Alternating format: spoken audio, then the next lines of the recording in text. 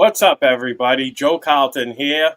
Welcome to episode 11 of Aces Up podcast. Tonight, I got my guest here with me, Steve Deangelo. Steve, what's up, brother? What's up, Joe? Welcome back, man. No, Yeah. you're still sweating out some stuff there from the expo.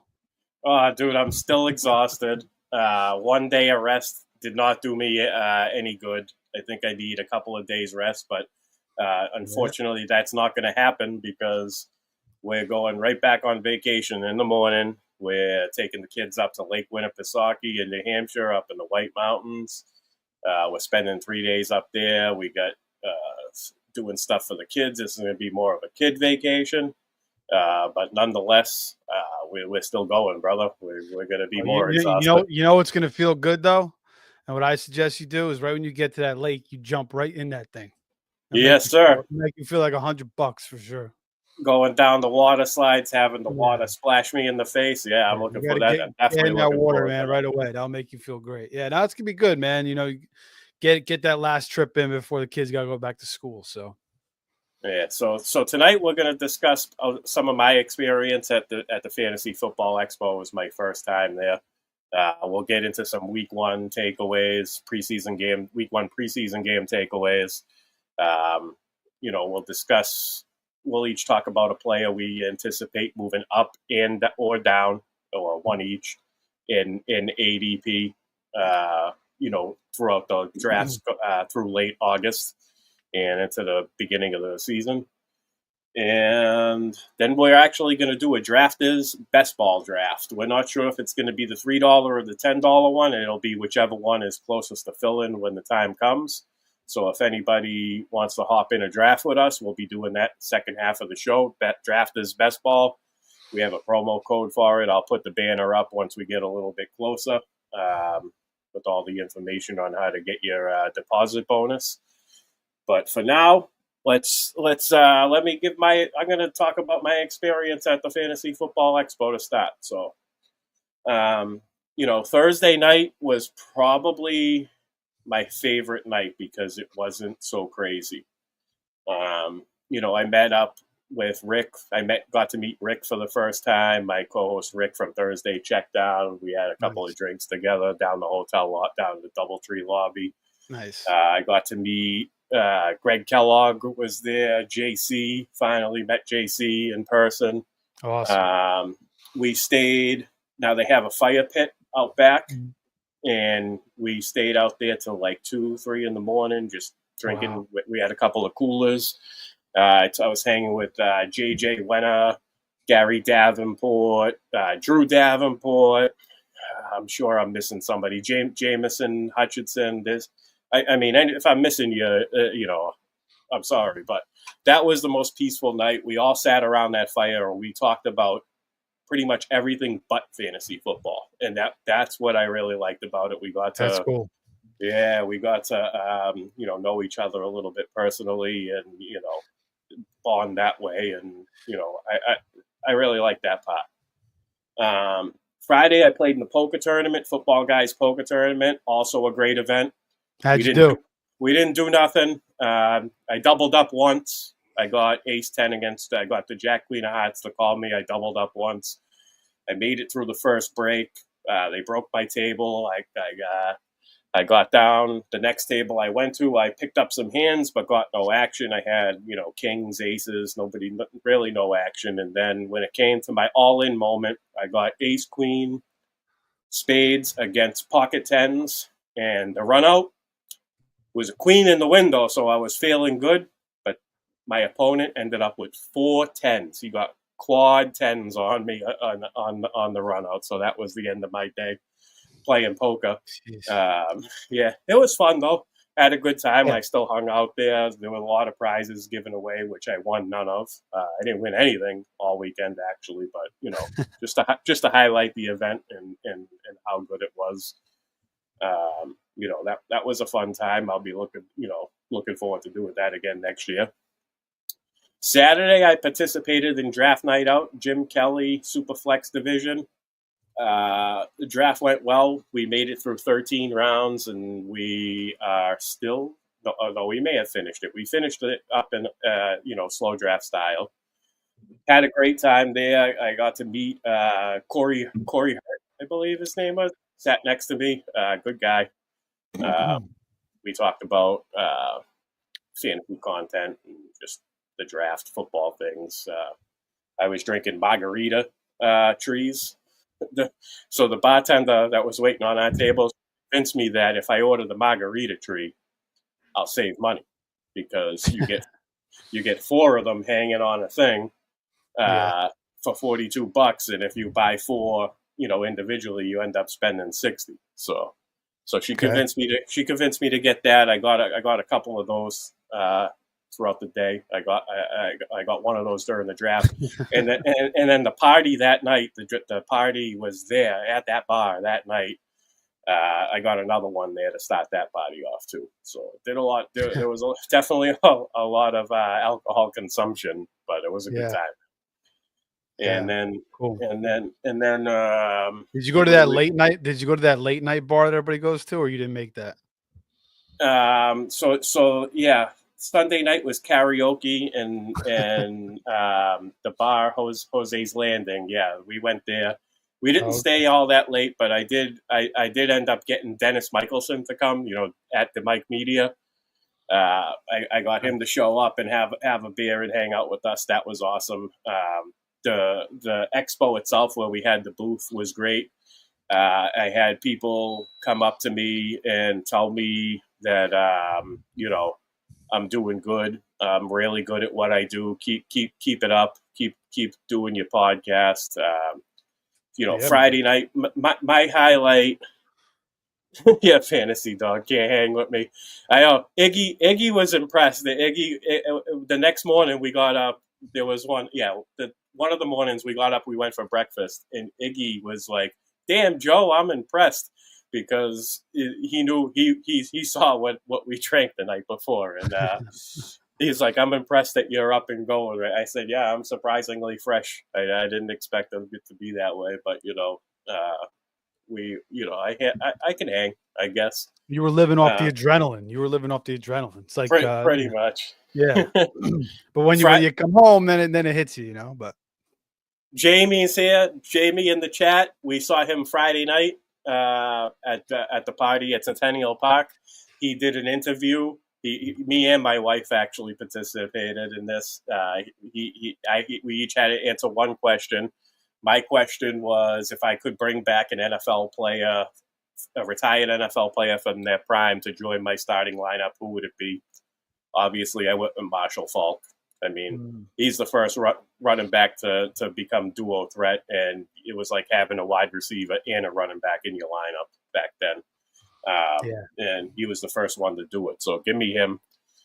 My wife had an interesting question. She had to eliminate a word from the English language. If you want to figure out what it is, you can check that out. No. She chose moist. I think it's for female reasons. Yeah. Right. She you know what I mean? Apparently. Is that floating on the internet, that interview somewhere? I don't know. I asked Jamie, and he said that whoever he turns it into will post it. Yeah, he's laughing over there. Jamie, he met Harold Fan's mom out there. Did you meet her too, or no? No, I didn't. I did not. I did not. Yeah, you were rolling hard with her, I think. And my favorite part of the entire expo was when I was at that party at Centennial Park. I was just finished eating a steak and cheese sub. I was sitting on a picnic table, kind of off to myself, not really socializing at that point. It was a little bit later in the evening, and I had 2 gentlemen come up to me. They are NFFC players, high stakes players that I never met before, never even interacted with. And they were like, you're Joe Carlton? And I was like, yeah, what's up? And they sat down, and same thing. They told me they love my podcast. They love that I do high stakes content. I believe the name is Deangelo. He follows me on X. The other guy's name was Josh, but I can't for the life of me remember his last name. But 2 great guys. I tell you, Steve, what an incredible feeling it is to have somebody you don't know just Yeah, come up that's to pretty you cool. and tell you how cool your show is. Yeah, that's cool. This was probably my favorite part of the entire expo because That's I awesome. got to be honest with you. I know I'm getting better, but you know, to hear that kind of feedback from the outside is reassuring for sure. Yeah, no, So man, you are doing a great job, man. Yeah, that is awesome. Steve, you've never been to the expo, right? No, I've never been there yet. Uh, We'll see if I get there next year. We'll see. I got to get to New York next year. I want to get to Vegas. I don't know how I'm gonna make it right, work. right. There's so many Uh, things to do. It's crazy. if I was younger and I didn't have kids, it'd be easier. Yeah, But like I know what those experiences are, like drinking 3 days straight. And I mean, I've had my fair share of those in my life, but it's like nowadays that shit freaking knocks me out. So, but I still do it from time to time. But yeah, I got to get down there. I'll get down there soon. yeah, yeah. Just like Pete says, hit the like, hit the subscribe button. That helps us out. If you like what you're hearing. All right, Steve. Let's move on to some Week 1 preseason takeaways. Why don't we each pick 3 players to talk about? We'll go back and forth with it. We'll start with you.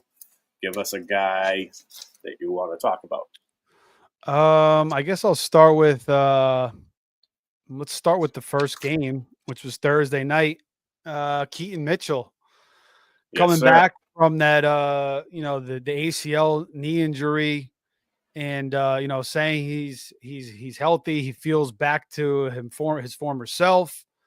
9 carries for 68 yards and a touchdown. Now preseason running backs are very, very deceiving. Like Tyler Bidet, every single year that guy looks like a superstar in the preseason. Doesn't do anything during the regular season. Been countless backs who are preseason stars, but Keaton Mitchell has done it in the NFL before. Like we've seen him succeed in the NFL.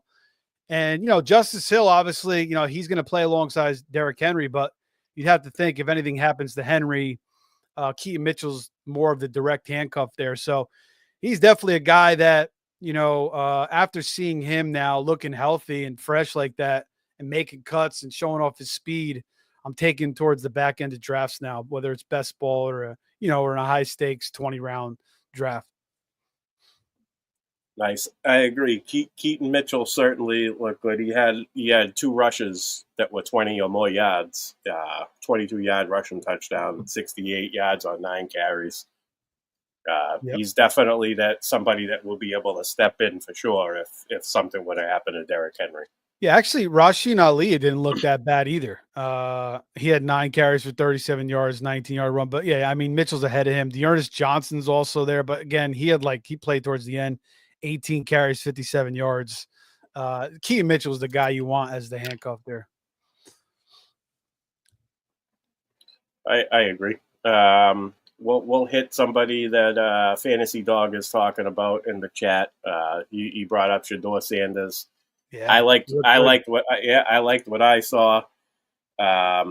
He was 14 of 23 with 138 yards and 2 touchdowns. He also scrambled twice for 11 yards. But more importantly, he didn't really do anything to make you say, "Man, he doesn't belong in the NFL." There was none of that. He looked pretty good. I think he's got a pretty good chance of starting some NFL games this year. In my opinion, I don't think that they roll out Flacco all 17 weeks. So it was a positive to see Shedeur play well. No, yeah, I mean, he had one bad play where he scrambled back and he lost 15 yards. He did that sometimes in college too, but yeah, he showed a lot of what he did in college, staying in the pocket, throwing accurate throws. He can make NFL throws, sideline to sideline. The best throw I thought he was against his own end zone. It was like a 3rd and 15 or something. He threw a beautiful dig route, showed his arm ability, clutch throw there. So yeah, he looked great. And with Kenny Pickett hurt and Gabriel banged up, they didn't play in this game. He definitely, took a big step over them, and he's looking like the direct backup to Flacco. You're right about Flacco.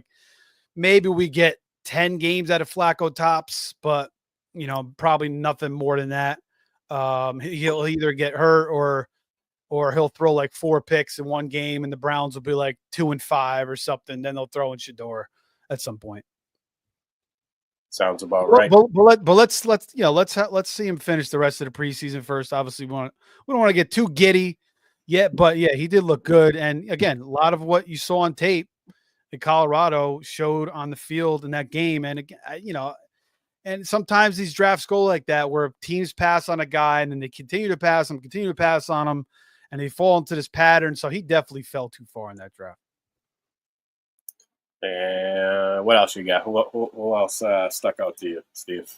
Jackson Dart. We'll stick with the quarterbacks. He had one bad throw where he almost got picked off, but he looked good. He made some nice throws too.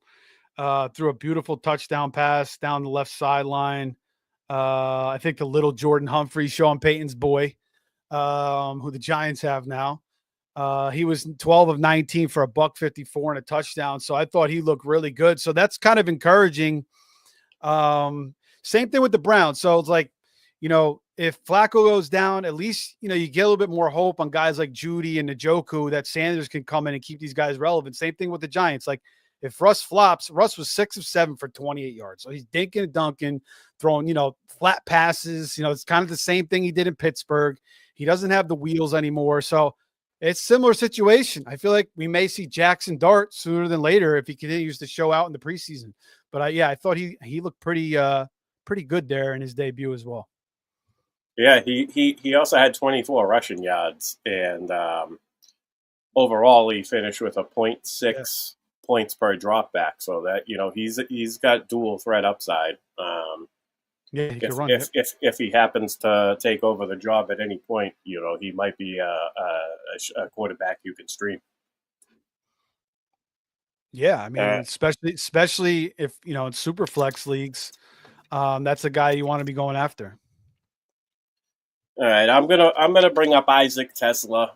Now I know he's in Detroit. I know there's a lot of mouths to feed there, but I will say this: that he's had a steady drum beat all through preseason, all through training camp, and all through preseason.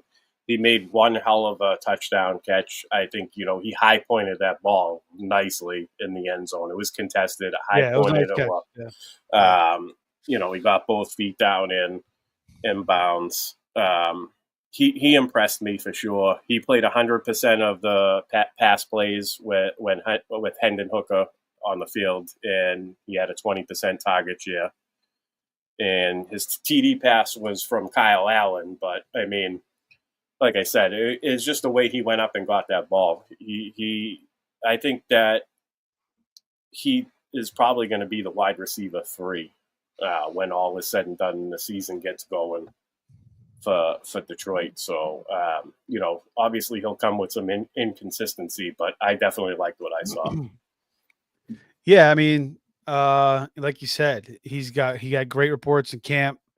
They obviously liked him. He's showed out in 2 preseason games already. They do have Khalif Raymond and Tim Patrick in the building, so he would have to jump over. Tim Patrick's, a savvy veteran, but he definitely could. So he's definitely a guy that you have to pay attention to right now based on the way he's, just continue to stay consistent. So, yeah, definitely a name to keep in mind. And who else? Will you give us a third guy?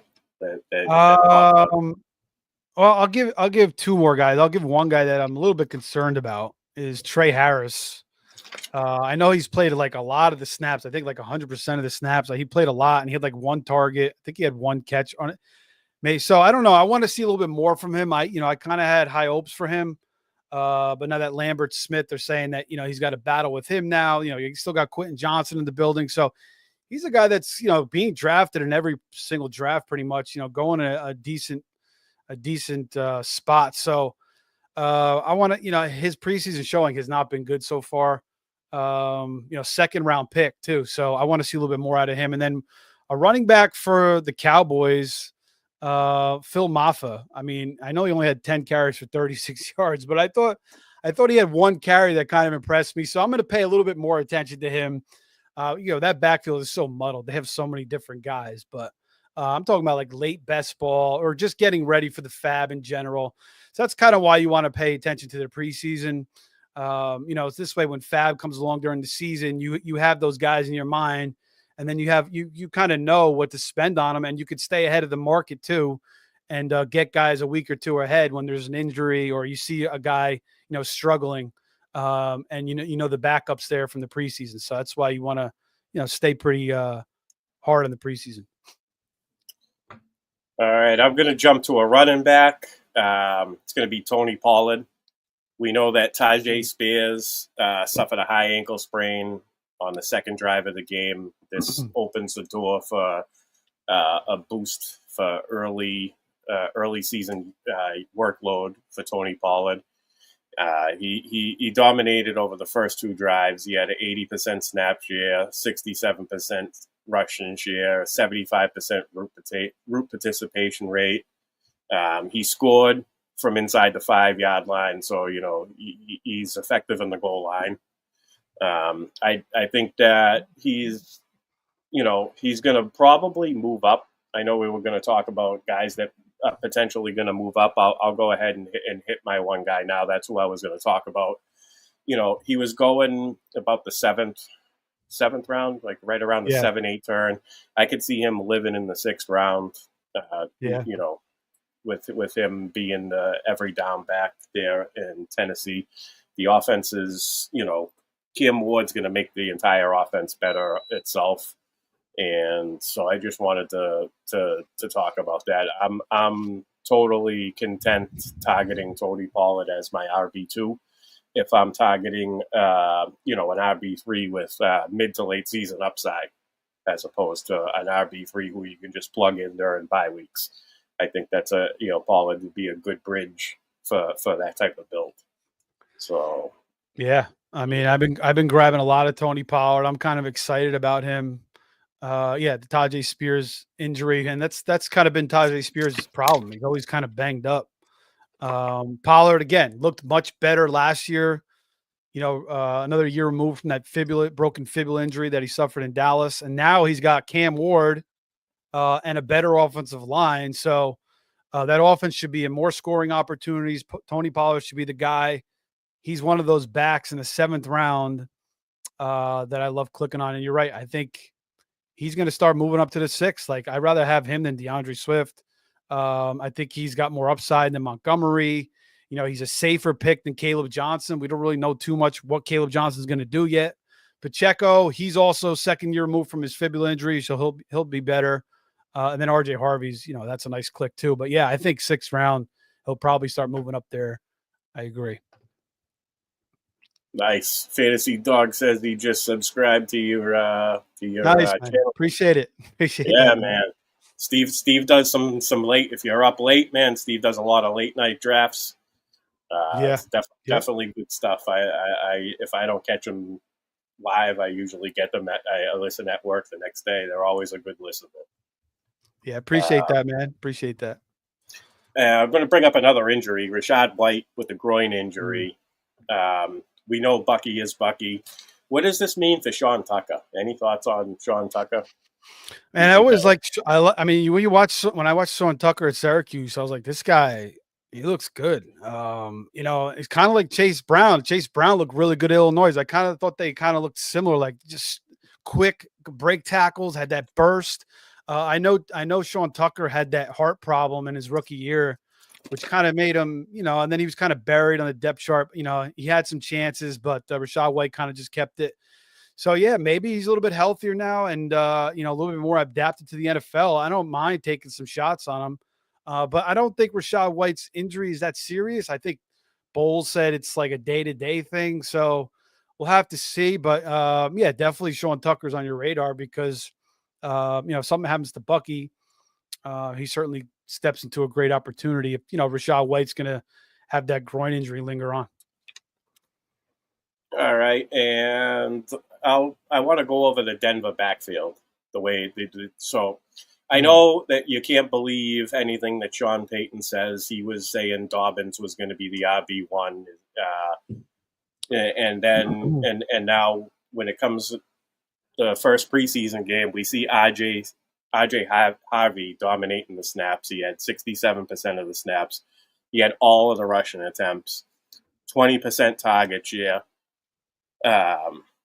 He was highly involved in the passing game, so it seems as though he is going to pay off where he's being drafted. I know a lot of people are saying he might be. A lot of people are fading because he's going in the 5th round. But like I said, I think if you grab him in the 5th and somebody like Pollard later on, you're set at that RB2 spot for the season. I mean, you can play. You could play Pollard if Harvey. Once the regular season comes, Harvey isn't all the way being consistent, or J.K. Dobbins is being involved more early on. I could see as the season goes on, I could see R.J. Harvey really kind of running away with the snap share in that backfield. So, I'm totally content with him clicking on him as an RB2 in the 5th round. Yeah, I mean, or even if you start your draft with 3-4 receivers, a quarterback, or a tight end, you want to click on him in the 6th round as your RB1, and then you get Pollard the next round, and that's your combo. Yeah. I don't mind it. Then you could get Dobbins in the 9th if you want. You got that Denver backfield circled up.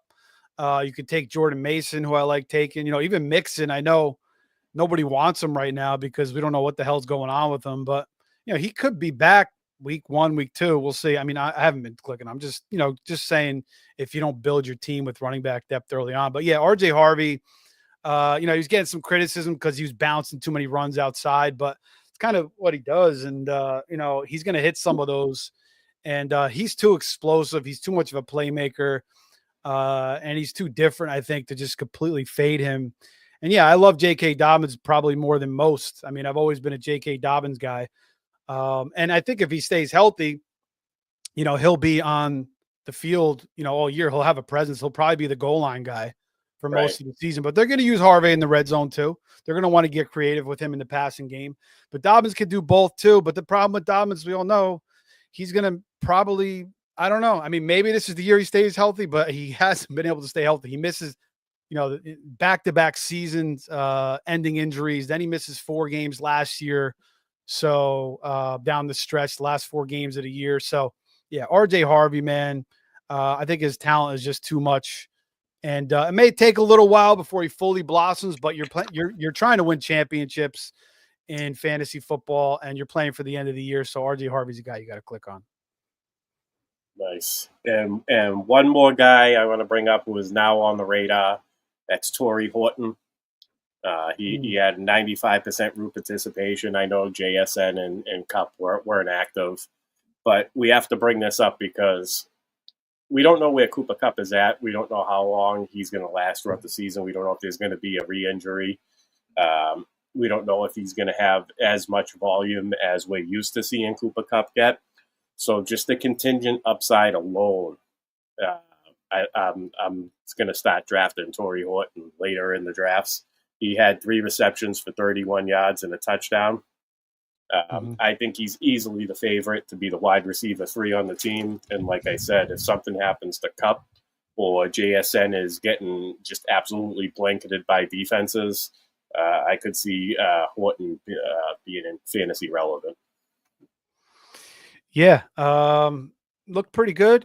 He's got pretty good size, 6'2", 200, 5th round pick out of Colorado State. And I mean, he's got to beat MVS. I mean, MVS is, I guess he could beat him. It's like MVS could play. Obviously he's had his issues with his drops, but he could be a threat on the offense with his speed. But yeah, Cooper Kupp, we don't know. I mean, he's missed games every single year. Just look at his career. I mean, 12 games, 14 games, 12 games, 12 games. So Cooper Kupp, man, and I did a show last night. We did an NFC West preview or AFC West preview last night, but we got into talking about Cooper Kupp and Jordan Mason in the 8th round. And I was saying I'd much rather have Jordan Mason than Cooper Kupp. And my boy Kev was saying he's basically still believing in Cooper Kupp. But I don't know, man. I'm kind of off him with Darnold.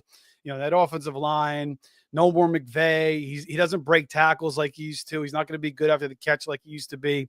So, yeah, I mean, this is another guy you want to pay attention to in Horton as well. All right. So we mentioned Tony Pollard as a potential guy, a guy that's potentially going to move up in ADP as August rolls along. Steve, why don't Yeah. you give me a guy you anticipate moving up in drafts, and let me know if you're still in on it because or you're out on him because of that. Can I give you a guy that's moving down?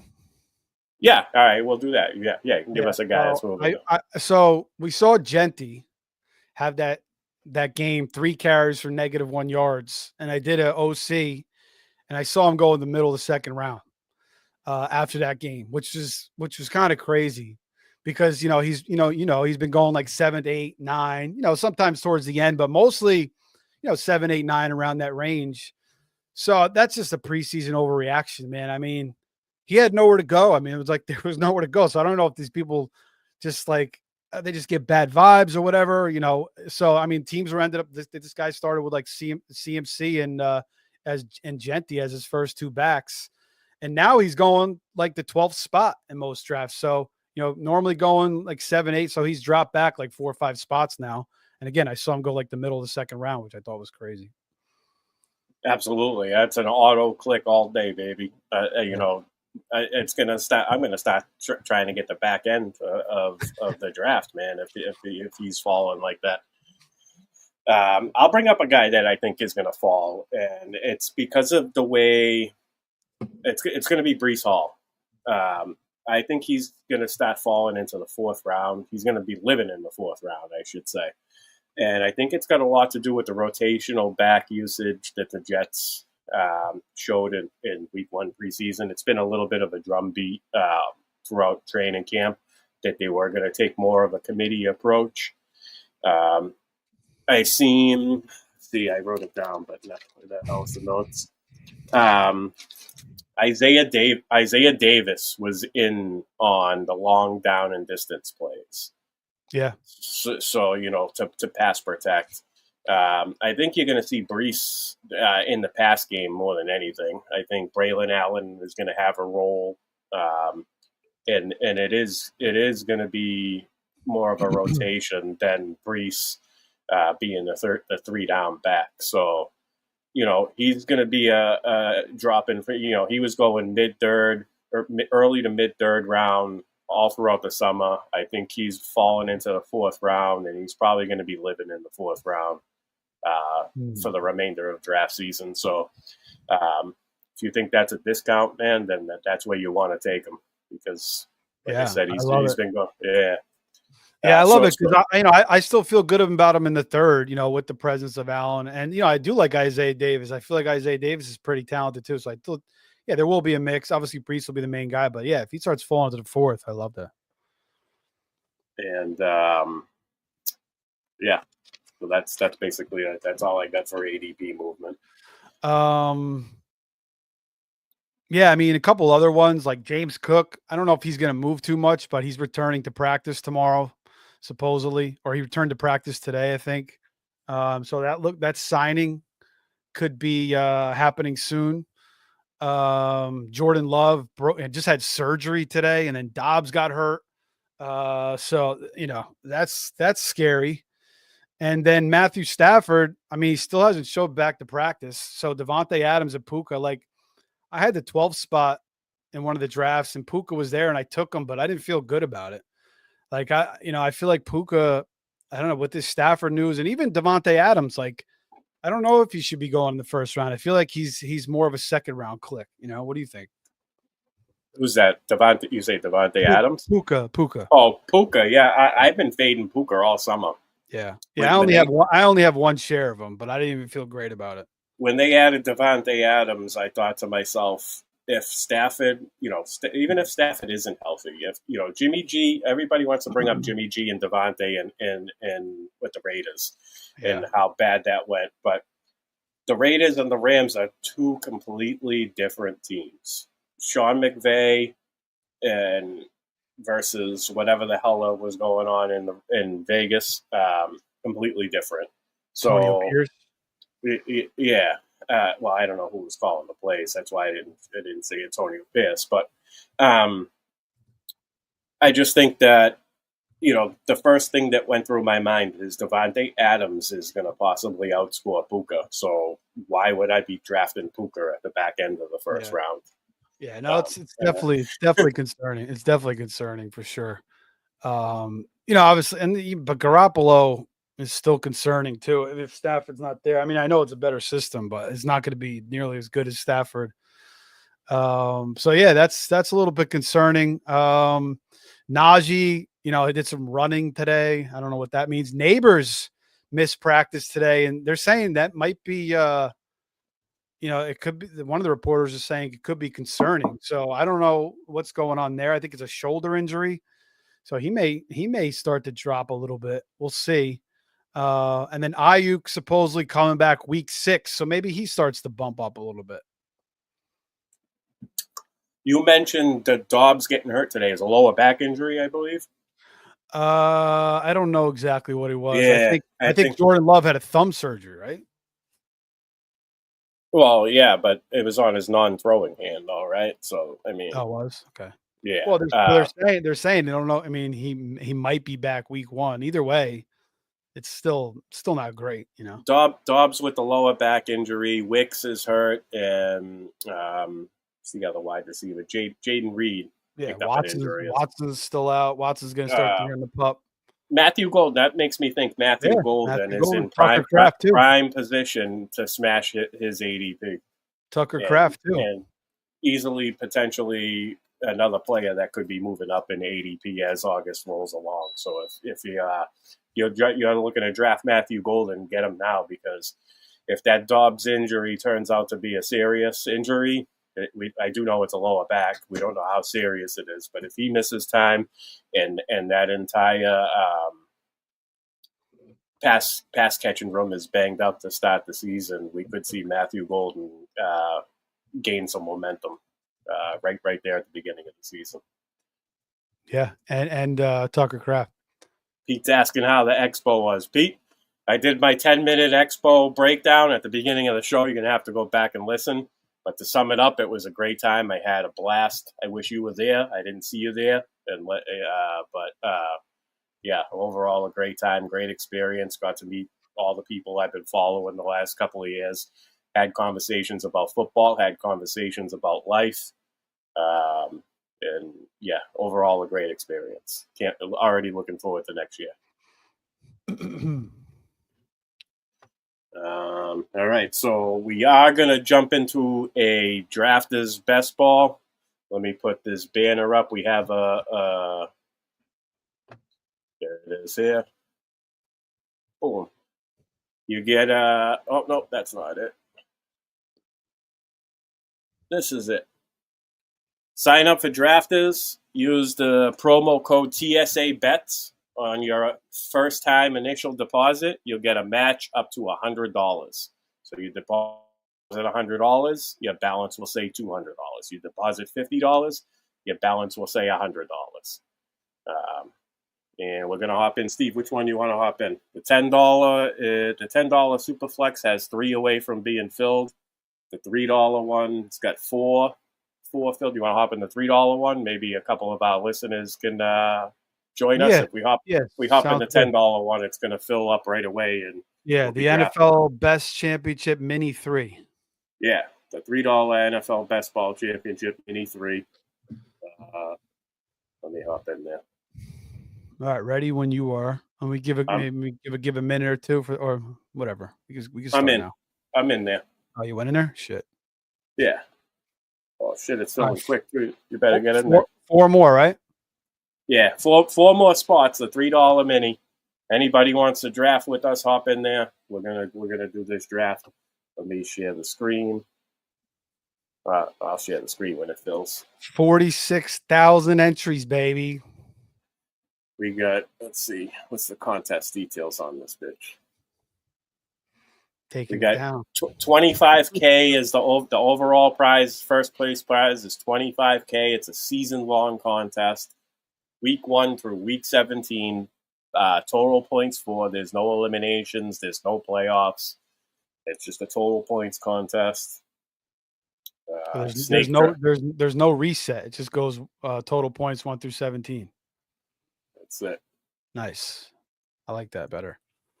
James is here. I met James at the expo. We bowled on Thursday.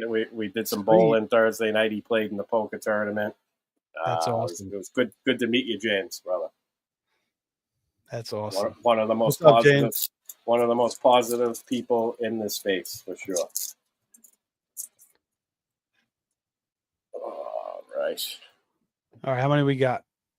We're at the same amount. 4. Yeah. Again, use the promo code TSABETS on your initial deposit. Get matched up to $100.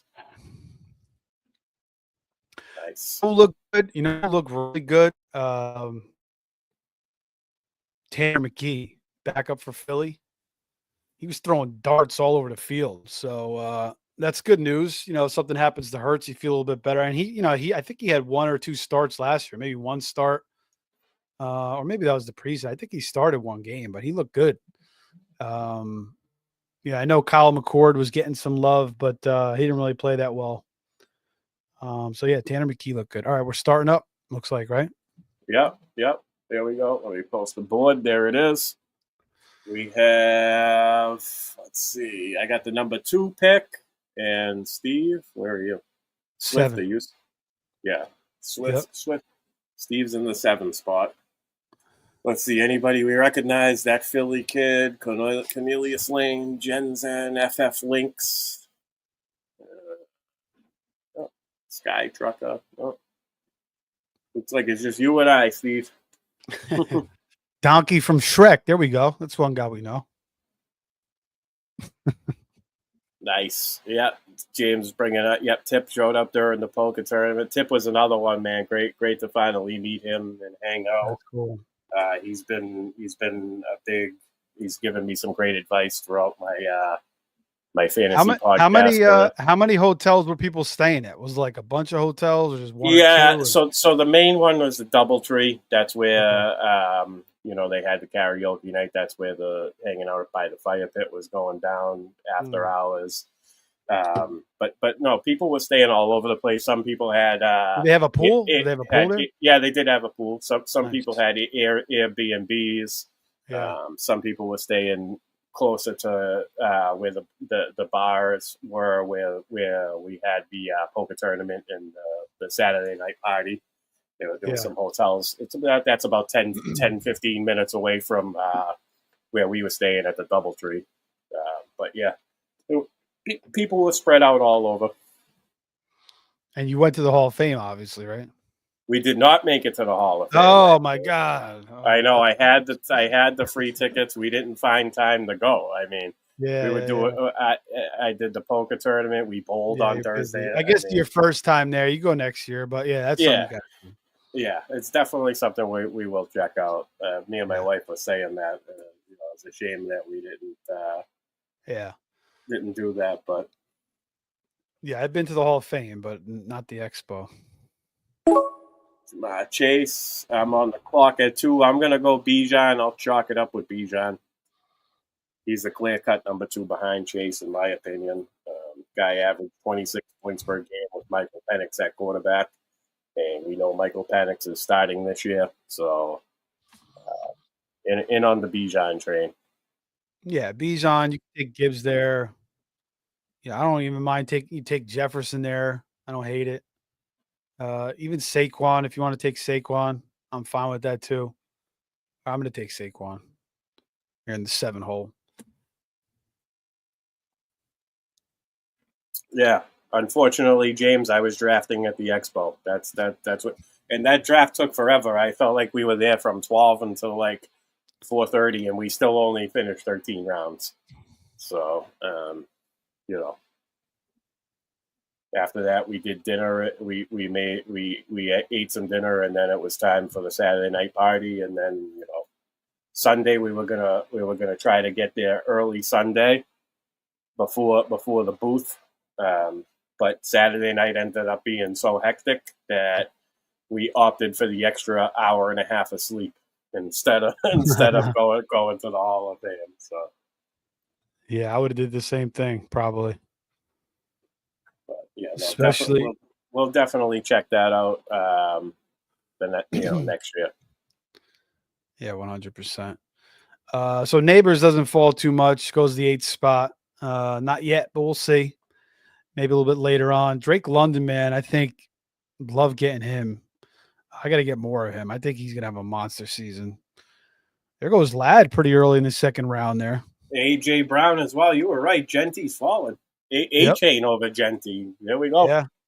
Yeah, this is pretty insane. I hope this guy passes on him too. But then, Derrick Henry's there too. But well, he's gone now. So I'll take Genty. There we go, baby. I'll buy the dip. Genty and Barkley. What a start. So what happens after Genty runs for like a big ass run? He's gonna move right back up. So I'll take it. There goes Bowers. Who's gonna fall to me? It looks like it's gonna be a running. Let me see who we got for wide receivers here. Garrett Wilson, T. Higgins, Tyreek Hill. Fantasy Dog says he was raised 40 miles from Canton. Sweet. Tip's in the house. What's up, Tip? Let's see. What's up, Tip?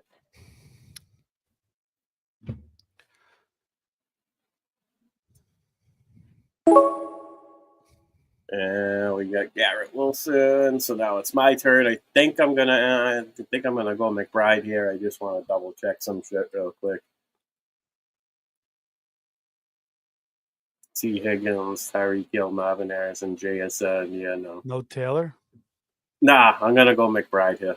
Okay. Yeah, you can't really go wrong. You know what you're gonna get at McBride. Maybe solid contribution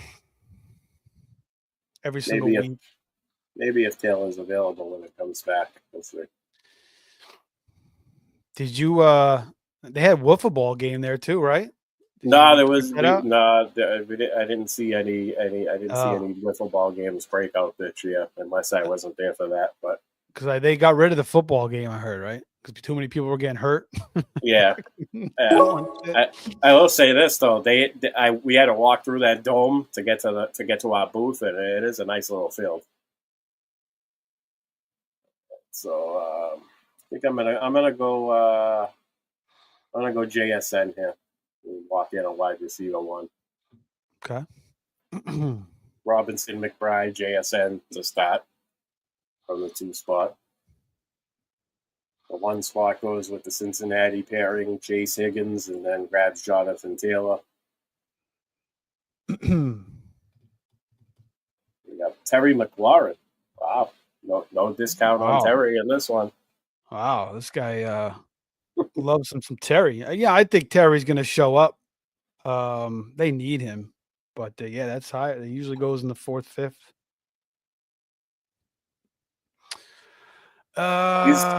He's another player potentially going to fall in August drafts because of the contract situation or the trade request. But I will say this. They can't win. They can't even contend for a Super Bowl without Terry McLaurin. So, in my opinion, I think they're going to figure it out. There's no way that they don't. I mean, they would be stupid otherwise. The rest of the team is fairly old. Their window is now.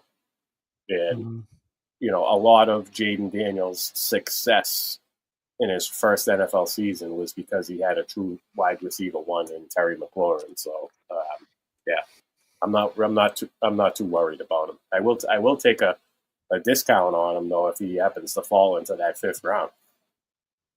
Oh yeah, yeah, they're going to bring him back. It's just a matter of time. I took Jacobs. I really haven't been drafting Jacobs. I guess I'm slightly concerned about his usage from last year. A couple of years ago, he had this similar usage with the Raiders, and he wasn't the same the following year. But it's a much better situation, obviously. And Marshall and Lloyd, he can't stay healthy. Emmanuel, I think he just returned to practice, but he should be the guy once again. So, and he's a pretty durable, steady back. So, and I haven't taken much of him, so I just took him here to switch it up a little bit.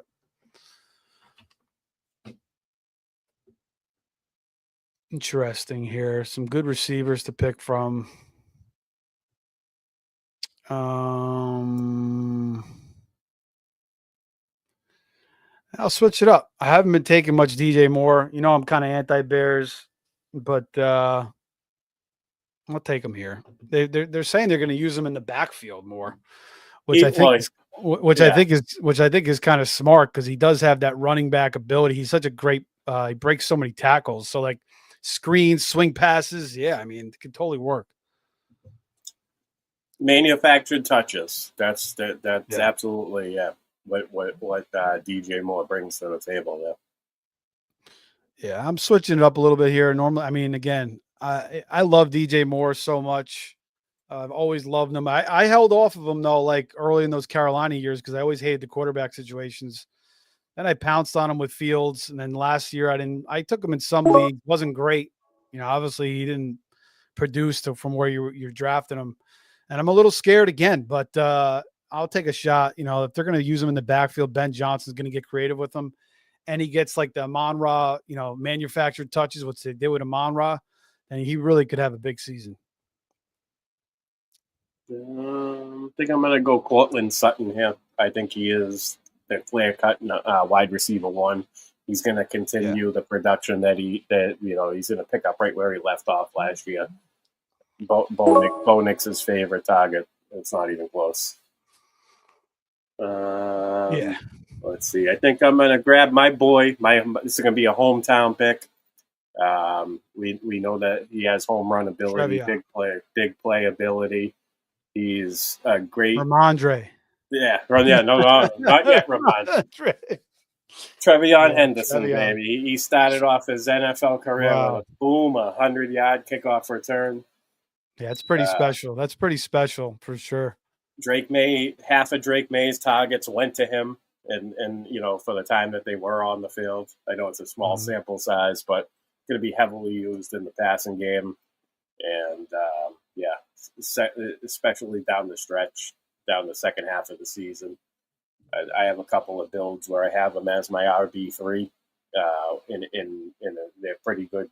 I started off with 2 running backs in the first 3 rounds, and then I got, 6th round Trevion, which might not be a thing going forward. So, in that particular build, I love it. I think he's got that upside. You could plug him in at the flex spot second half of the season and really make your lineup pop. Give your lineup some big upside.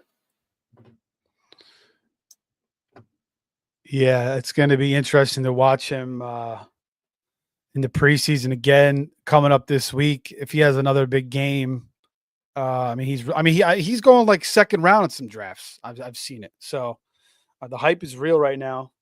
Second round. Oof, I don't know if I'll be there. Yeah. He went in the second round.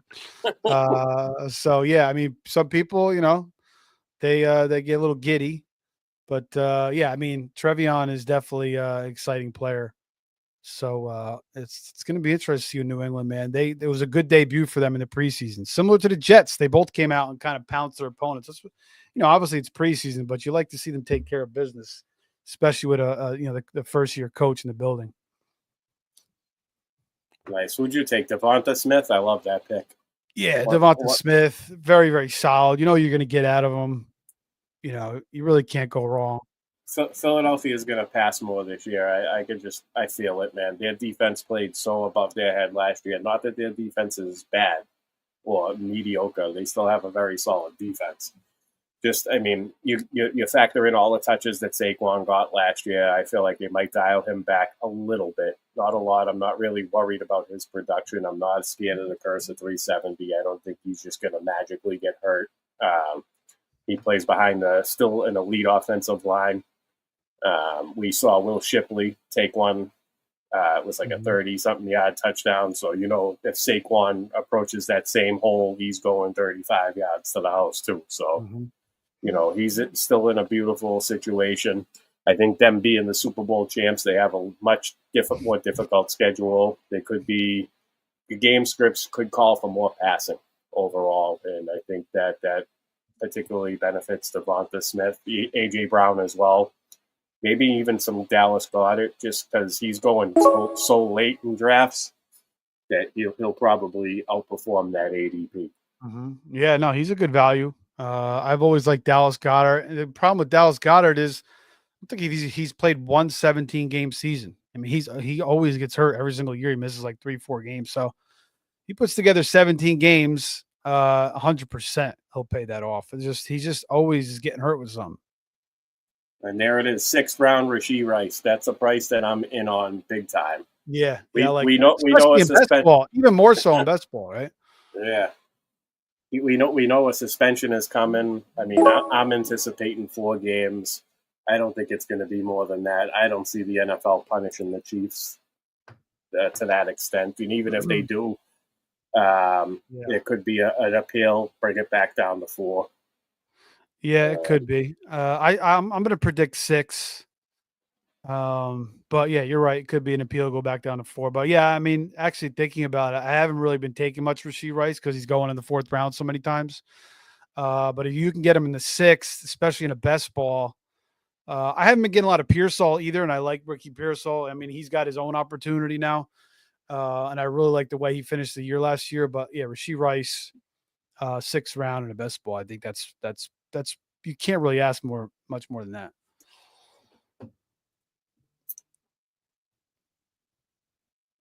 Let's see. Mahomes and Kelsey go back to back. Juwan Jennings. Did he just go ahead? No, he didn't go ahead of Pearsall. You took Pearsall. Yeah, I love that pick too. He's the 49. He's the 49 wide receiver to target. Sure.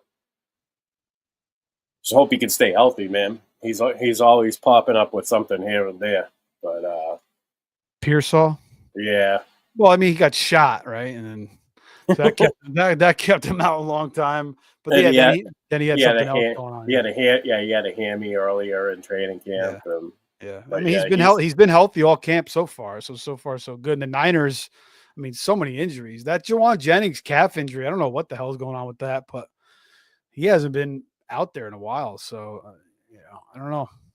Yeah, is it a mystery injury or is it a for real injury? Because we know he wanted to get paid. Wanted to get paid more money. Yeah, that's true too. Yeah, I mean, actually, you're right about that. I didn't really. Yeah, I mean, that could be part of it, 100%.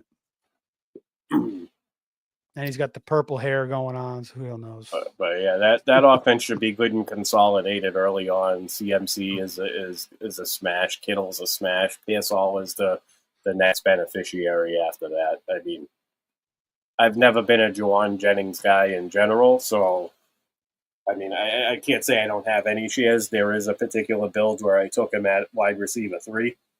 Yeah.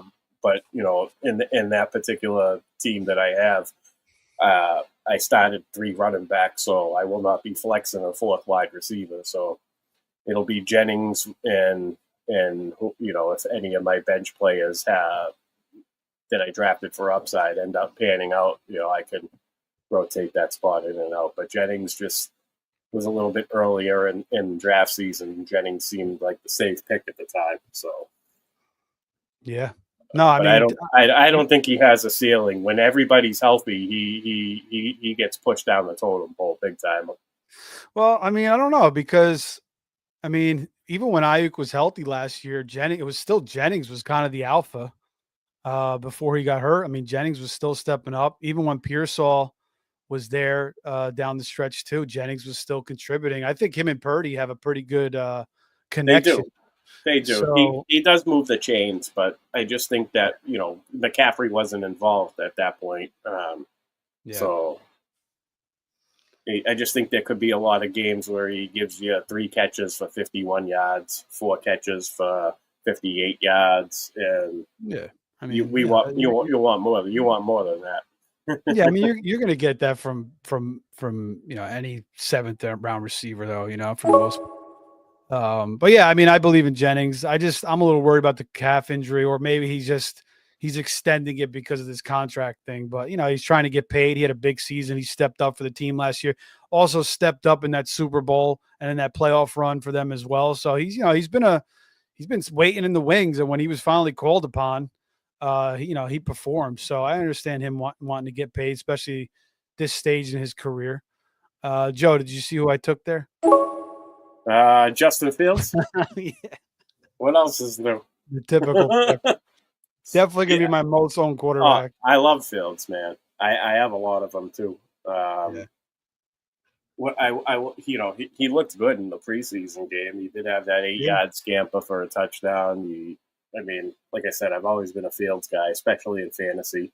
He's got that 40-point upside on any given week. He might bring some inconsistency to you, but you add up the points at the end of the year, and you're going to like what you see, I think, based on his ADP. Yeah, and he's got to be on the field for most of the season, but I'll take another running back or two. Obviously I'm going to take a couple more quarterbacks here in best ball, but yeah, Fields, again, one of 3 quarterbacks in the history of NFL, ran for 1,000 yards, and the rushing upside is immense. I think he ran for, I don't know, was it 500-600 yards last year, in the limited time with the Steelers. So, he plays 17 games. We're looking at 800 yards at least, I think, on the ground.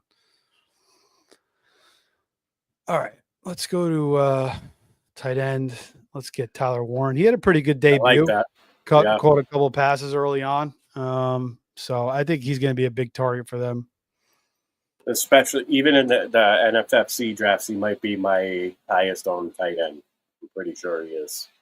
I've been mixing it up. I don't have the same guys all the time, but I think Warren, I have more Warrens than anything. Yeah. I love that ADP, man. 10th round. Yeah. I know you grabbed him here than that, but think about, how recognized he was, how talented he was, like one of the better prospects coming out of their tight end position. And then think about Laporta a couple of years ago, how late he won, he smashed. Even Kincaid in his rookie year, he smashed. And last year with Bauer. So I feel pretty confident taking Tyler Warren. I feel like he'll be pretty steady all season long. He gets it. He played 4 drives. He played 4 drives in his first preseason game. He had 3 catches for 40 yards, and he had a 71% route participation. So if 70, I know we want 80 or more out of our tight end, but if he's putting up 3 catches for 40 yards just with that, you gotta definitely like what you see. And you can't ignore the fact that a rookie has led the league in points per game, total points for a tight end for the past 2 seasons. So Tyler Warren could keep it going. I do like him over Loveland for now. Me too. Now. Yeah. Yeah, I like him over Loveland. I don't think my opinion will change on that. We'll see. We'll see how the Chicago offense develops over the course of the year. Maybe I'll feel differently next year, but we'll see. There goes Loveland now. All right, I got to take a look and see what I need here. It's almost my turn.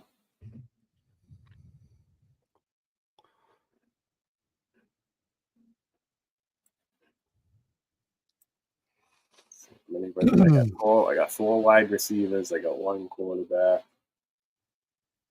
Let's see, wide receiver. I'm probably going to go wide receiver here. I'm definitely taking Tyler Show, my last pick, because I have Shaheed and Olave, so I might as well just go for the stack. Why not?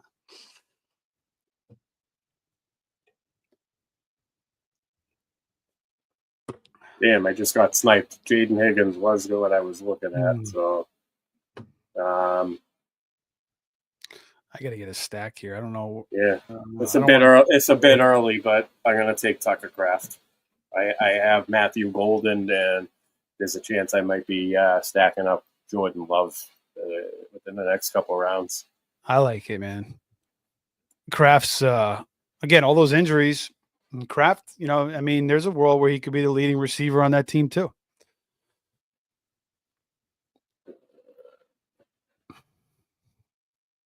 I think he's a great value in the 10th round, Tucker Kraft.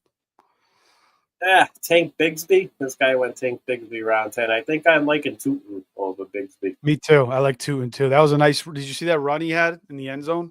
Just based on the skill set, if they move on from ETN or they don't, if anybody's going to replace ETN, I think it's going to be Tootin and not Bigsby.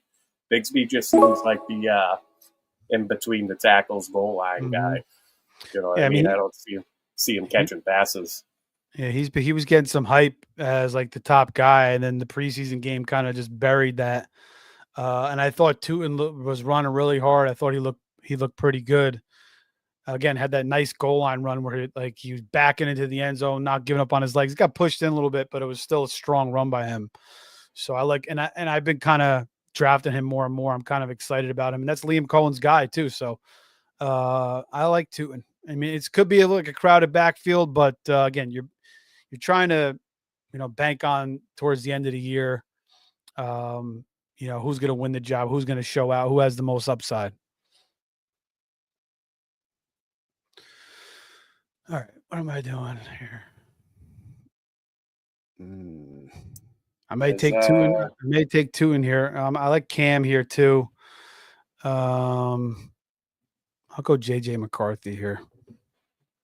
I don't have any stacks here going on, but I like JJ McCarthy, and we saw him run too. He had a nice 10-yard run. He's going to have some rushing yards, man. Like he could run for 400 yards, 5 touchdowns too. Yeah, I love JJ. I'm in on him. I've always been a JJ truther. Talk about how he didn't have to pass a lot in college. No. He can get it done when he has to. Yeah, no, I was like, I didn't really have an opinion on him last year because I didn't really get to watch him, and then he got hurt early, so I was just like, all right, whatever. And then I was waiting to look at him, and I looked at it, gave him a hard look, and I was like, wow, I'm really, really impressed by him. So yeah, I've been drafting a lot of him, and he has that rushing floor, so that's safe, keeps it safe. And he's got Jefferson, he's got Addison coming back, he's got Hawkinson, he's got the QB whisperer who made Josh Dobbs and Nick Mullins throw for 400 yards. So it's like, to me, it's a no brainer. I mean, I can't see him failing really. I don't see how he fails. He's not the freaking, the other quarterback, whatever, that guy from Utah that they had that was terrible. But yeah, J.J. McCarthy's going to smash. What's with this quarterback run, Steve? You started a quarterback run, and now I don't get Jordan Love. I mean, it's best ball, so yeah, this is true. People are gonna take 3 quarterbacks. Yeah, I agree. But I mean, it was a little early. I mean, we're only in round 12. There's plenty of time to take quarterbacks. But that was a pretty strong run. You're right. I mean, freaking 1, 2, 5. And then there goes Cam Ward. 6 quarterbacks. 7. Wow. Wow, the quarterbacks are going hard right here.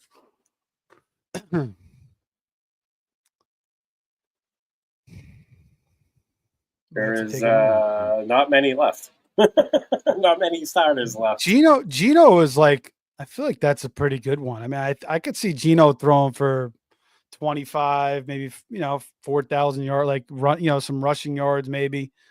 He's got a lot of good weapons there, so I don't mind taking Gino as my 3rd quarterback, or even as my second quarterback as my backup. I don't mind it either in a redraft. I'm gonna grab Mims to stack up with Nix and Sutton. There you go. I think I know.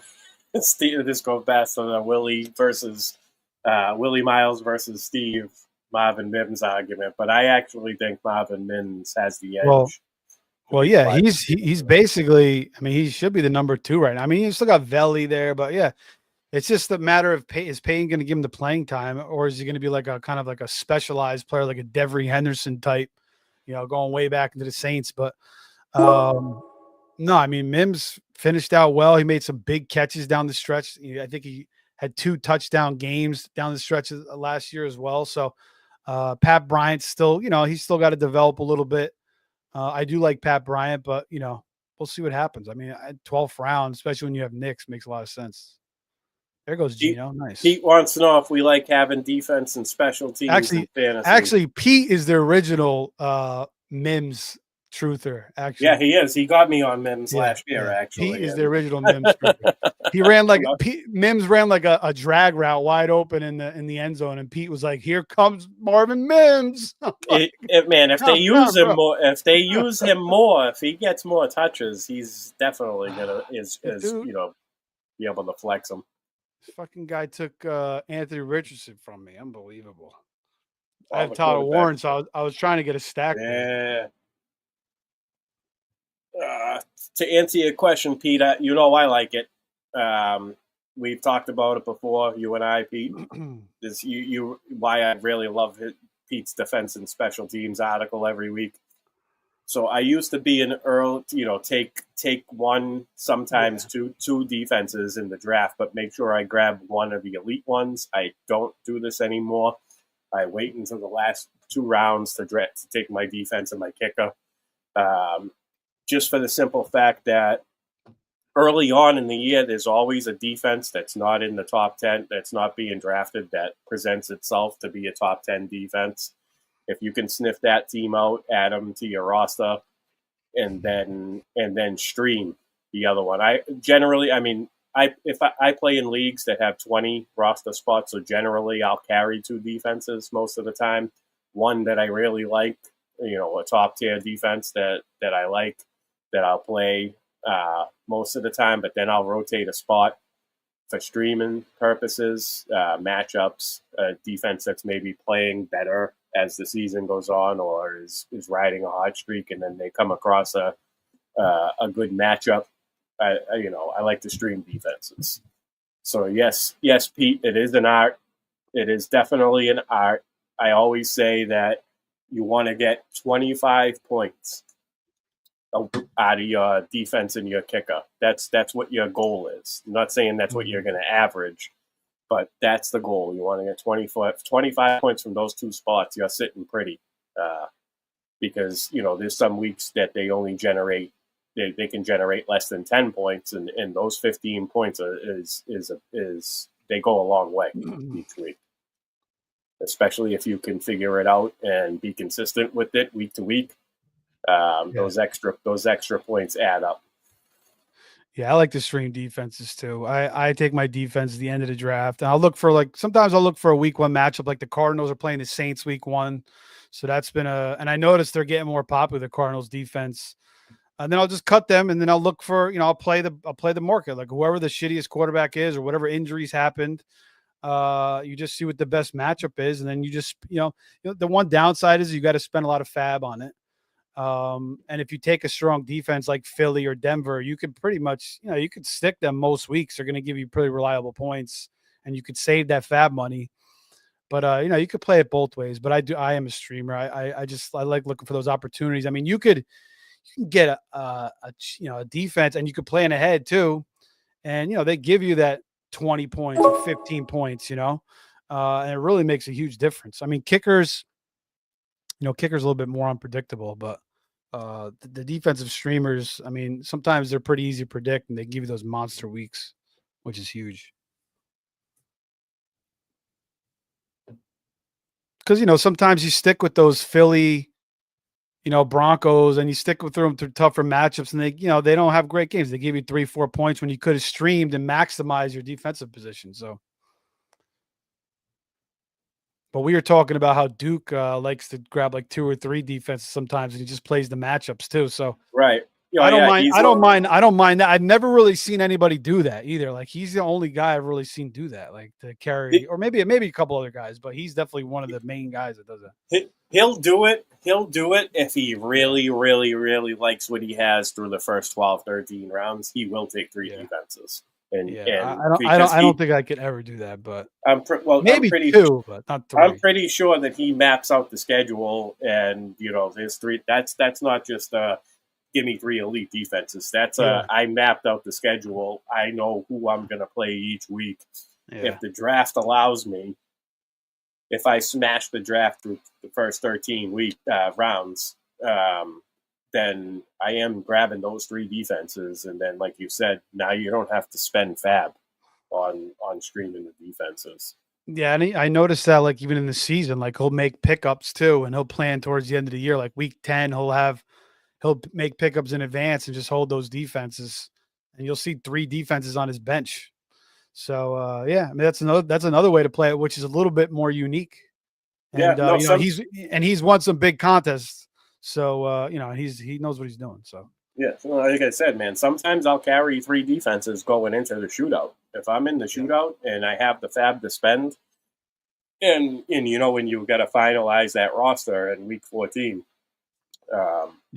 if that's an option, that's a great option to have. And It all depends. Like, yeah, if your bench players suck and you feel like a defense is going to help you more, then go do it. Yeah, 100%. Your lineup is good. You're set. Yeah. You have the privilege. Well, if you have the privilege to carry those three defenses going into the shootout round, then you do that. Or if you're desperate, if your bench is just filled with a bunch of bums, then go pick up some defenses and some kickers maybe. Nice. I got a lot of stacks on this team there. I do. I don't have one stack. This is terrible. This is how I drafted. Actually, no, I have Fields and Mason Taylor, so that's my one stack. Pete says good conversation and good show. Thank you, Pete. Appreciate it, man.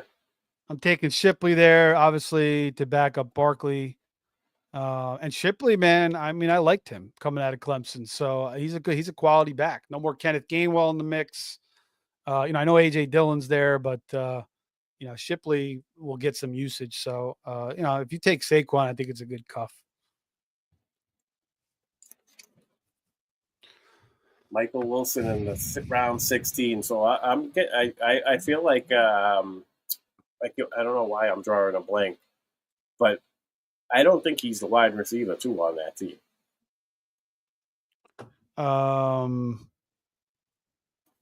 No, it's going to be. They're talking about Zay Jones possibly taking over. Yeah, thank you, Zay Jones. Yeah. But we'll see how that works out. It's not like Zay Jones is anything great.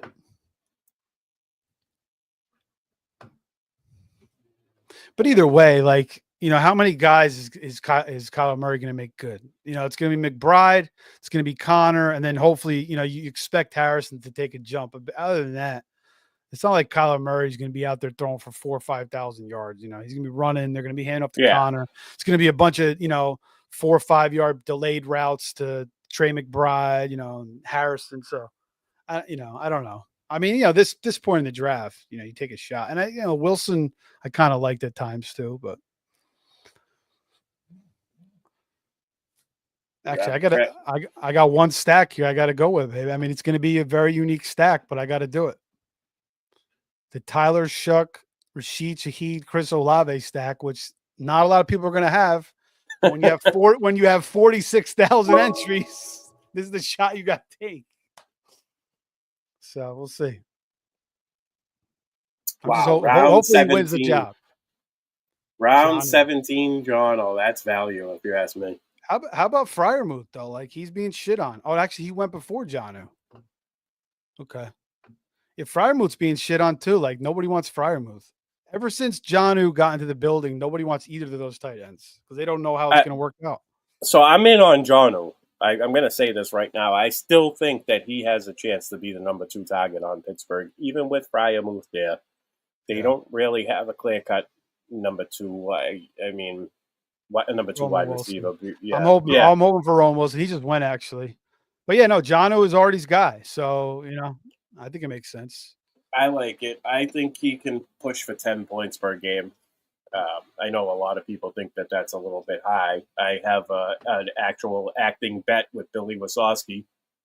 He's got to play 13 games, otherwise the bet's a wash, just to protect us from injury. But the bet is. I think Jonnu averages 10.0 or more points per game.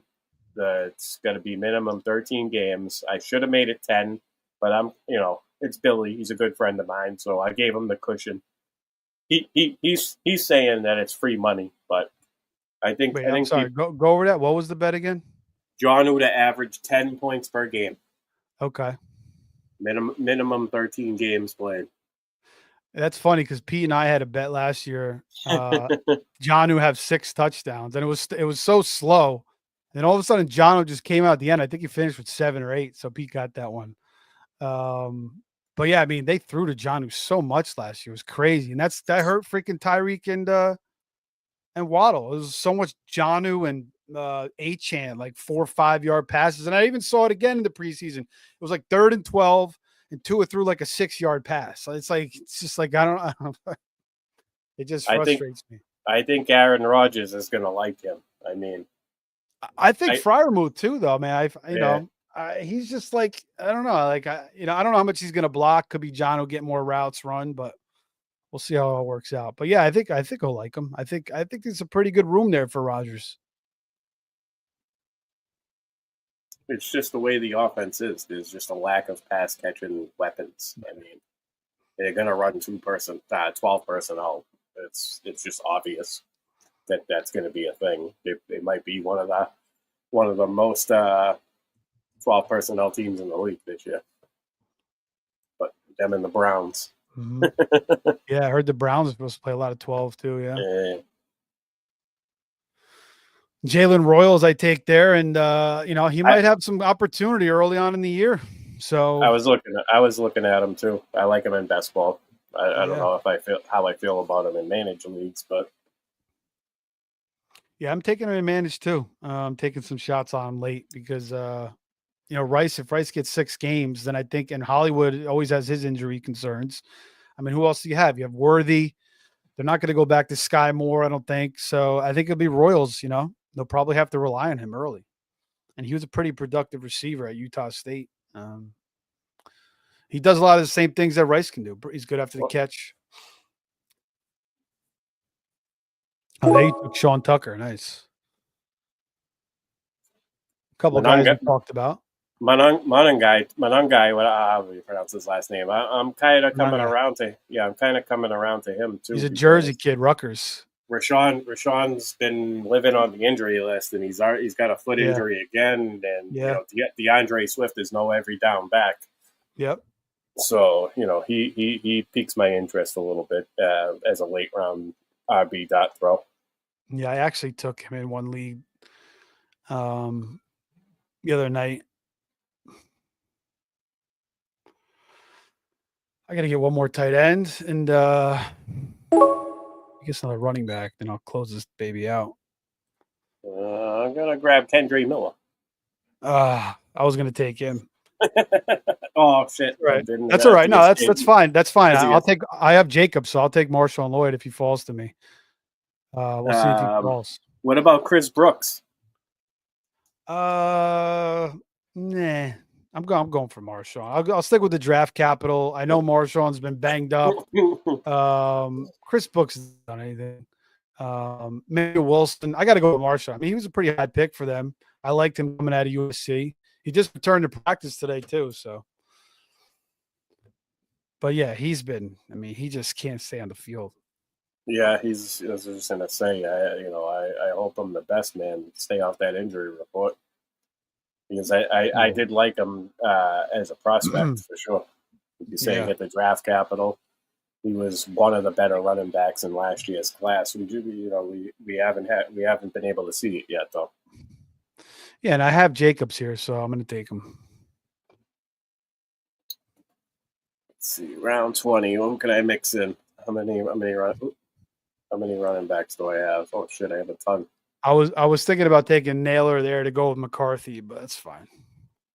I got to go with a wide receiver on my last pick.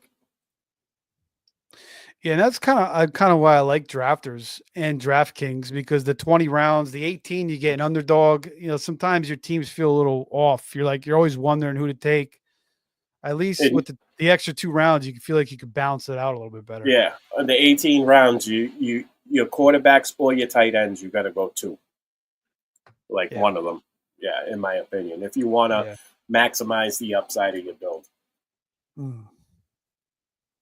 You got to take that chance and roll with 2 at one of those positions.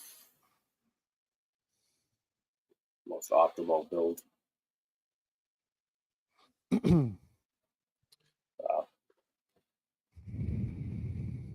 One more tight end. I was Harold fan I like a lot. Jamie met him, his mom at the expo, which is hilarious. I think she's from Canton. And he played at Bowling Green. I believe that's in Ohio too. But I'm going to go with Freiermuth, man. I feel like he's getting disrespected. So I'll take a shot on him with my last pick. Nice. I like it. I'm going to go with the Denver Bronco just to add to my stack. Is it my turn? No, I'm 2 picks away. He's in my queue, so I'll go back up to the draft board so the people can see.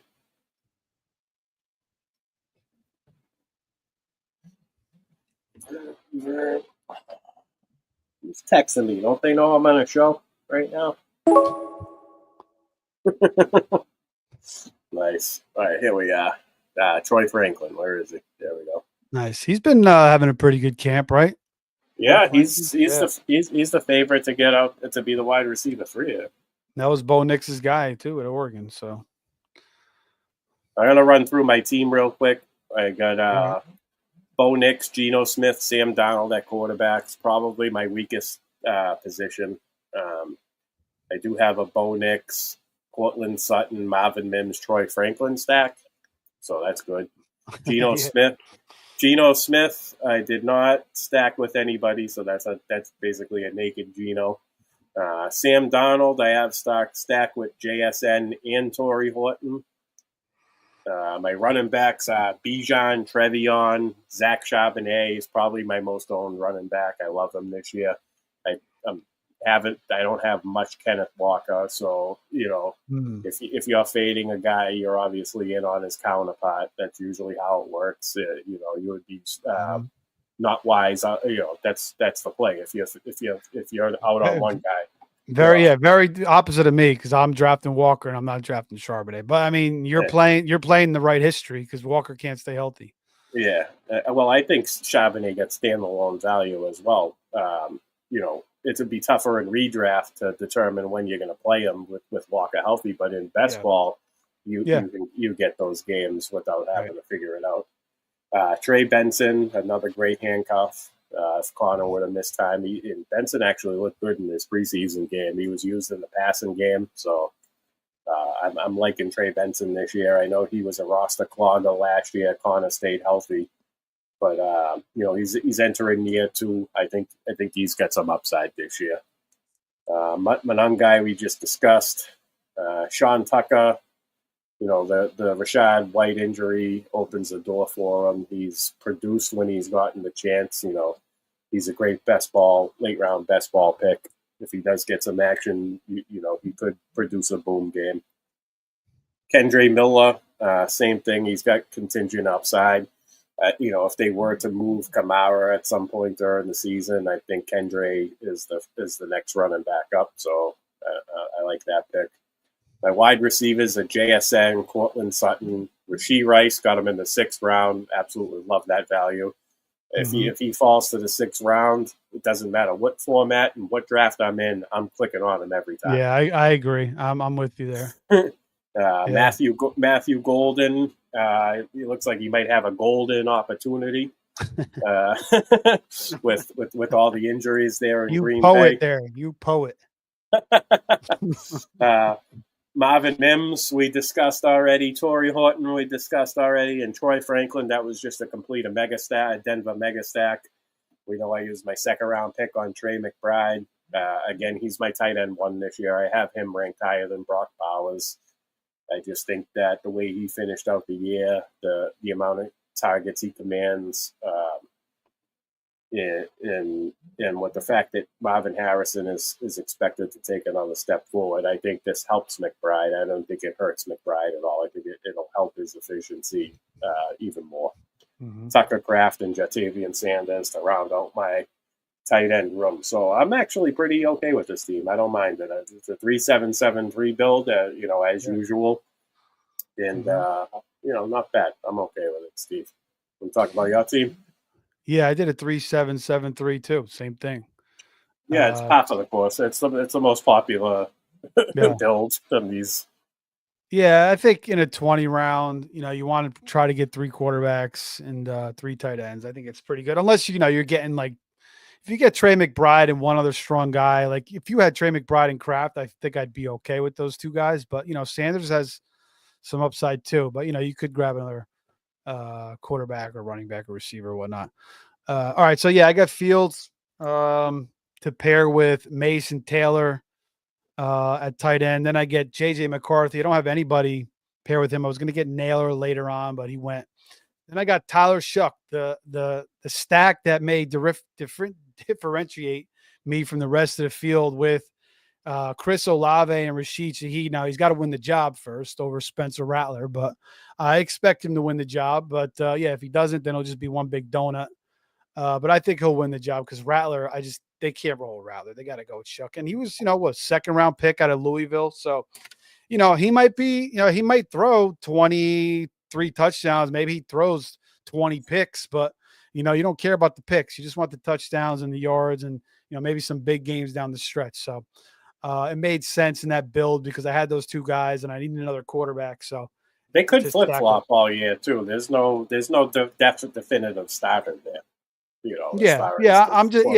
I'm anticipating Shug winning the job. All right, running back, Saquon, Genti, Josh Jacobs, Bayshaw, Tootin, Nick Chubb. We'll see if Nick Chubb can kind of return to anything close to what he was, but good opportunity. He shed his non-practice jersey today. Will Shipley back in to back up Saquon, and then Marshall and Lloyd to back up Josh Jacobs, and then receiver DJ Moore.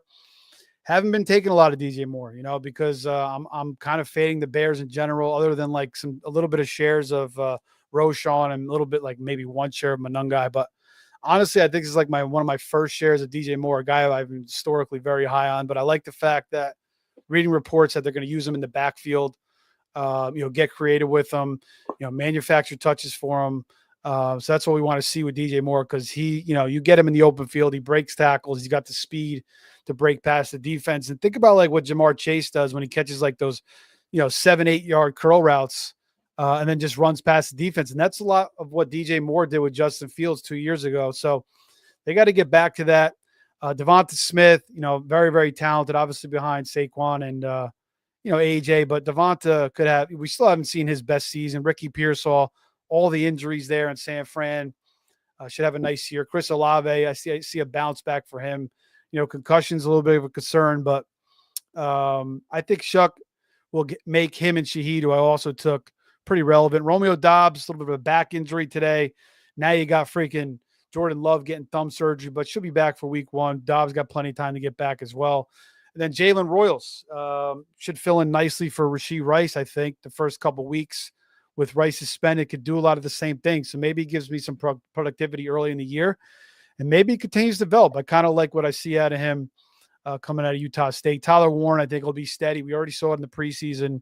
Again, Laporta, Kincaid, 2 years ago, rookies smashing, and then Bowers last year. Then Mason Taylor kind of reminds me like a Dalton Schultz type player to pair him with Fields and then Pat Freiermuth last pick. A guy who's pretty steady, 700 yards, 5-6 touchdowns pretty much every year. All right. Well, we made it through the drafters draft. It was a good show, man. Yeah, decent show. Like I said, decent. Man, it was good, bro. It was decent. Decent show. You know my attitude going into this one. I was beat, and my expectations were low. But no, great. It was definitely a great conversation. Yeah, no, definitely. And it was a lot better than I was expecting, just based on my mood, my current mood, my energy level. But like I said too, sometimes I feel that way. Then I get into the show and that all goes away. Hopefully, you sweated one of those margaritas out during the show. Oh, dude, I drank so much. We're going to New Hampshire for the 3 days. I told my wife I was like not ordering a drink. Not ordering a drink. I know I'll probably order one drink because there's one place that we go to. It's called Town Docks. They have an outside bar right overlooking the lake. Nice. They have this pina colada. They cut open they serve it in a pineapple. Not even in a drink. Wow. They fill up a big pie. Yeah. What's the name of the lake you're going to again? Lake Winnipesaukee. Okay, check that out. It's about 2 hours up, almost 2 hours up into New Hampshire, in the White Mountains. Meredith. Nice. We go to Meredith. That sounds nice. Yeah, we got married right in that area. Awesome. Overlooking the lake. So it's been a vacation. It's like a peace spot. We go up there for peace. Nice. Sweet. But there's they have a story land that's like amusement park kind of for younger kids. It's designed for you. It's not like Six Flags or Hershey Park. Yeah. It's more catered towards the younger kids. And they also have Santa's Village, and during the summertime, they have a nice water park. It won't be all set up with Christmas stuff. In the wintertime, it's great. You go up there in December, and they put on a nice little show. They have a thing you walk through. It's got all Christmas lights and stuff. Nice. But they have a nice water park. I'll be spending most of my time there. I'm sure. Yeah, enjoy. Like I said, man, jump in that lake once you get up there. You feel great. Yeah, I can't wait. Yeah, no. I need maybe I will get rested up there. I'm thinking that I won't get the rest, but I think I will. It'll be peaceful. You will. I come back. I always come back replenished mentally when we go up there. So, but thanks a lot, Steve. Appreciate you coming on. No problem. This was a great show. Not a decent. It was a great show. Good conversation. Appreciate everybody that joined in the chat, everybody that's tuning in now on X. Go over to YouTube, hit the like button for us. If you're not subscribed to the Sports Affiliation, subscribe now. Next week, I have Tip Major coming on next week. Not sure if there's going to be a second guest. Tip said he'll work on it. I can work on it too, but Tip Major is a guarantee. And if we add another guest, obviously, I'll let you know when I'm promoting the show. But until then, Steve, we're going to get out of here. Once again, thank you. And no problem, man. Anytime. Thank you. We'll catch you all next time.